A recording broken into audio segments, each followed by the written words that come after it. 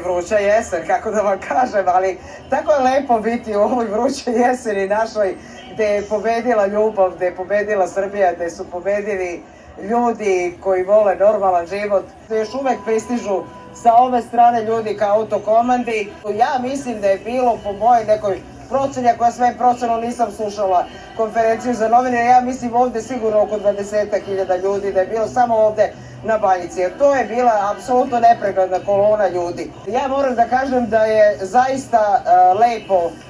bilo biti večeras ovde sa svim ovim divnim ljudima. Izašli su prelepe žene, prelepe majke, prelepi očevi, prelepa deca, dakle divni ljudi i moram da kažem prelepe kuce, znači i mi imamo kuce, znači nismo samo ćanci, mi smo apsolutno normalni ljudi koji volimo našu Srbiju i zovemo i sve one sa druge strane, sve one koji su normalni i koji žele normalan život da nam se takođe pridruže na nekom drugom skupu.